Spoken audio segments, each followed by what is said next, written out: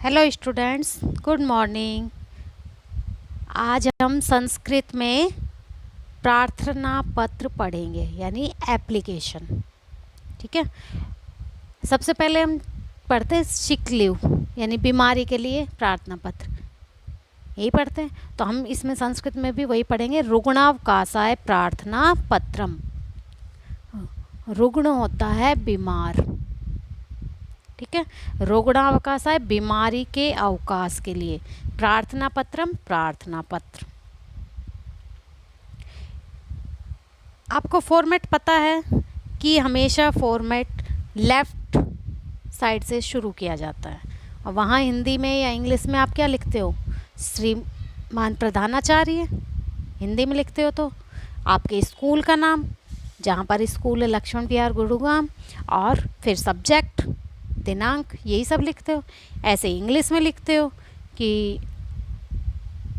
To the principal बाल Bharti school Lakshman विहार गुरुग्राम, और subject for sick leave. तो ऐसे ही हम संस्कृत में लिखेंगे। संस्कृत में क्या लिखेंगे? श्रीमंते प्रधानाचार्य महोदय, श्रीमान प्रधानाचार्य जी, बाल भारती विद्यालय, बाल भारती विद्यालय लक्ष्मण विहार गुरुग्राम। विषय यानी सब्जेक्ट, रुग्णावकाशाय प्रार्थना पत्रम, बीमारी के अवकाश के लिए प्रार्थना पत्र। इसके नीचे महोदय, रेस्पेक्टेड सर लिखते हो आप इंग्लिश में, तो संस्कृत में आते हैं महोदय, विसर्ग आएगा इसमें, क्योंकि ये अकारांत पुल्लिंग का शब्द है। आपको बताया था अकारांत पुल्लिंग के शब्द जो होते हैं उसमें एक वचन में विसर्ग आता है। जैसे बताया था राम आता है ना उसमें ऐसे विसर्ग, ठीक है। इसके बाद क्या लिखते हो कि निवेदन है कि मैं आपके विद्यालय के कक्षा 6 का छात्र हूँ, यही लिखते हो कि मैं आपके विद्यालय में कक्षा 6 में पढ़ता हूँ। तो निवेदनम अस्ति यत् अहम षष्ठम्यां कक्षायां पठामि, निवेदन है कि, यत यानी कि, यत का अर्थ होता है कि। दो सेंटेंस को जब जोड़ा जाता है, दो वाक्यों को, तो कनेक्टर का काम करता है यत, की, छोटा की आता है कनेक्टिव के रूप में, ठीक है।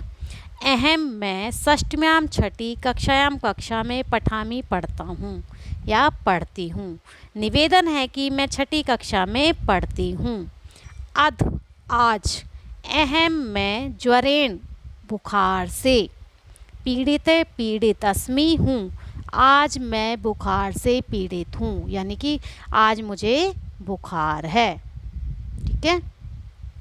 अतः अहम विद्यालयम आगंतुम असमर्थ अस्मि, अतः इसलिए अहम मैं विद्यालय आगंतुम आने के लिए, असमर्थ अस्मि हूँ, इसलिए मैं विद्यालय आने में असमर्थ हूँ, या लिख सकते हो इसलिए मैं विद्यालय नहीं आ सकती, ठीक है।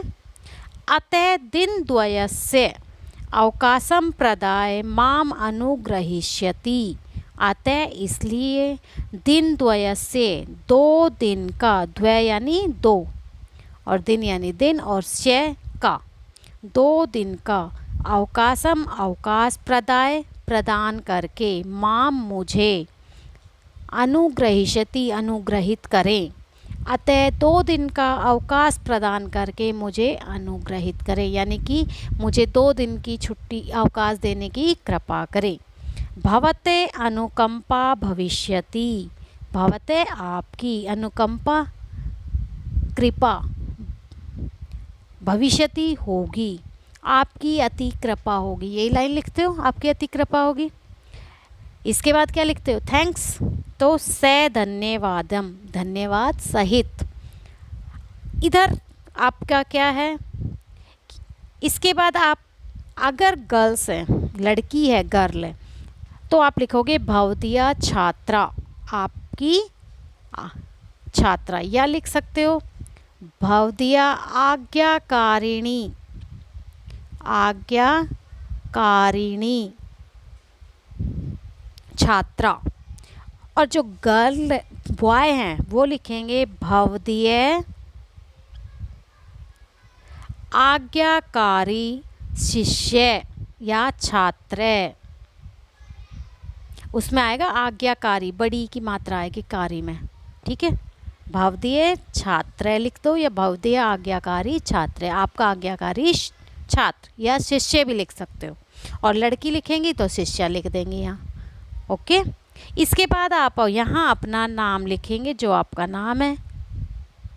श्रेणी यानी कक्षा सबकी षष्ठी है, छठी में ही पढ़ते हो सब।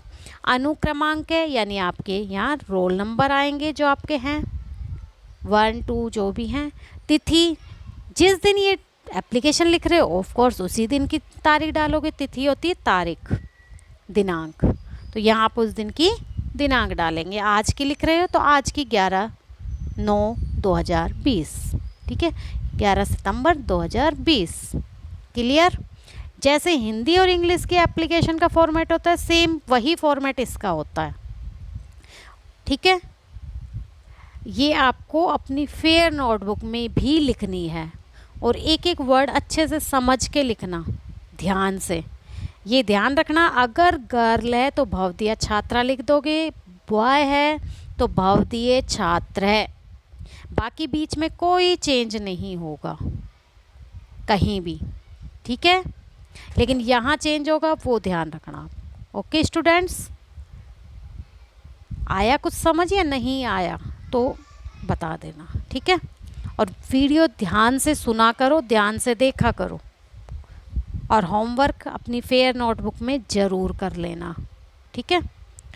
Okay students.